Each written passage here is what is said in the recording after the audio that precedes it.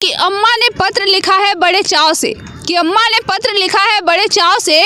पुत्र मेरे ना घबरा जाना, पुत्र मेरे ना घबरा जाना गोलियों के बौछार से। एक इंच भी पीछे ना हटना, चाहे इंच इंच कट जाना, चाहे इंच इंच कट जाना। नमस्कार, आप देख रहे हैं न्यूज़ लाइट, मैं प्रगति आपके साथ। जैसा कि आप सब जानते हैं कि आज रिपब्लिक डे है और 26 जनवरी 1950 को हमारे देश का संविधान लागू किया गया था। सवाल ये है कि हमने भारत में जन्म लिया, यूँ तो आज़ादी की लौ 1857 में ही जल चुकी थी, जो बैसाल बनकर 1947 में हमारे देश को आज़ाद कराई। प्राचीन, मध्यकालीन और वर्तमान की उदाहरणों से स्पष्ट करना चाहूँगी कि जब हम फिरंगियों के फेरे में फंस गए थे तो रंग दे बसंती चोला की एक आवाज़ पे टोले के टोले उमड़ आते थे और उनके वंदे मातरम के नारे से खून में आने वाला 5-5 डिग्री का तूफान अंग्रेजी शासकों की जड़ों में तूफान ला देता था। लोग मर जाते थे, मिट जाते थे, फांसी पर चढ़ जाते थे, तो वो भी अपनी देशभक्ति साबित कर रहे हो, क्योंकि यह उस दौर की देशभक्ति की कसौटी थी।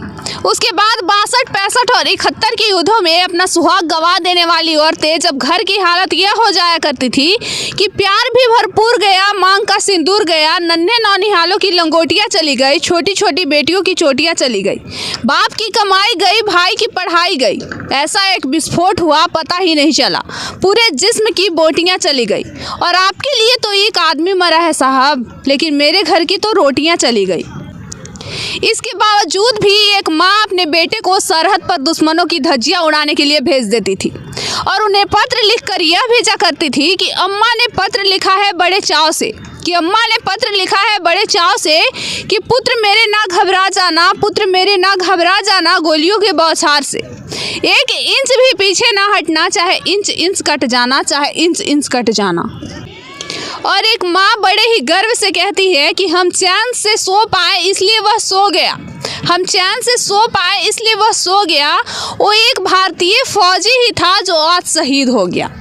और आप फेसबुक, व्हाट्सएप, इंस्टाग्राम की डीपी को 3 रंग में रंगना ही सच्ची देशभक्ति मानते हैं। साल में 2 बार तिरंगा हाथ में ले लेना देशभक्ति है, तो जरा हम यह बताइए कि फुटपाथ पर रहने वाला वह बच्चा ट्रैफिक के छांव में नंगे पैर तिरंगा बेच रहा होता है, तो क्या इसे आप उसकी देशभक्ति कहेंगे?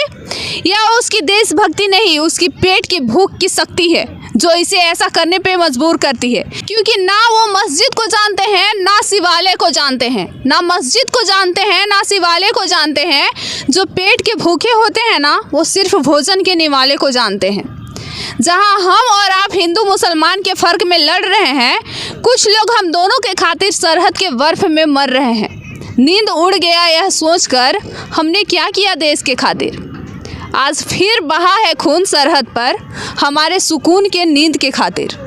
और आप देशभक्ति की बात करते हो, अपने परिवार, अपने समाज, अपने देश के लिए समर्पण का भाव है देशभक्ति। और हर देशद्रोहियों के दिलों में आने वाला तूफान है देशभक्ति, कि ताकि हर देशद्रोही यह समझ सके कि अगर तू परिंदा है तो पूरा आसमान तेरा है, अगर तू दरिंदा है तो यह शमशान तेरा है। भाईचारे से रहना है तो रह इस जमीन पर, वरना एक कब्र भी तेरा है और एक कब्रिस्तान भी तेरा है। आज के दौर में वो युवा जिनके ऊपर अपने देश, अपने समाज, अपने राष्ट्र को बचाए रखने की जिम्मेदारी है, वह 4 बोतल वोट का काम मेरा रोज का, ना मुझको कोई रोके, ना मुझके कोई टोका, यही करने में अपना भविष्य बर्बाद कर रहे हैं। हम एक ऐसे समाज में जीते हैं जहां लड़कों से बात करता देख भाई हड़काते हैं, वही लड़के अपने गर्लफ्रेंड के किस्से घर में हंस हंस के सुनाते हैं। और मैं आपको बता दूं कि महिला सुरक्षा के नाम पर हम आज भी 4थे नंबर पे आते हैं। और मैं आपको एक बार फिर से याद दिला देना चाहूँगी कि जिनके ऊपर देश की, राष्ट्र की जिम्मेदारियां होती है, वही युवा रोड पर लड़कियों का चलना मुश्किल कर देते हैं। हम ना एक ऐसे समाज में जीते हैं जहां पत्थर की मूरत को लगते हैं 56 भोग, वहीं भूखे नंगे तड़पते सो जाते हैं लोग। मजदूर को मजदूर समझिए, मजबूर नहीं। गरीब को काम दीजिए, दान नहीं।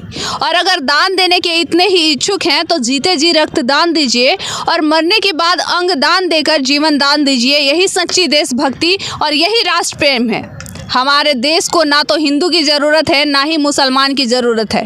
राष्ट्र निर्माण के लिए केवल एक अच्छे इंसान की ज़रूरत है। और आज मैं अपने चैनल न्यूज़ लाइट के माध्यम से पूरे जिम्मेदारी के साथ मैं भारत की बेटी कहती हूँ कि हमारा राष्ट्र निर्माण तब संभव होगा जब महिलाओं की पूजा नहीं उनकी इज्जत की जाएगी। हमारा राष्ट्र निर्माण तब संभव होगा और हम एक सच्चे देशभक्त तब बन पाएंगे जब सभी, आप, मैं, सब मिलकर प्रयास करेंगे। क्योंकि हमारे देश की जिम्मेदारी नहीं है हमें आगे ले जाने की, हमारी जिम्मेदारी है अपने देश को आगे ले जाने की, अपने राष्ट्र को आगे ले जाने की, अपने वतन को आगे ले जाने की।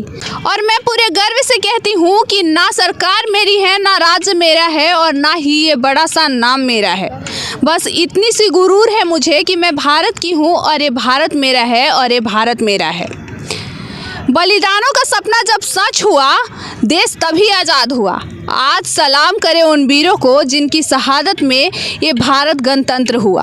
और जैसा कि आप सब जानते हैं कि हमारा हिंदुस्तान महान था, महान है, महान रहेगा।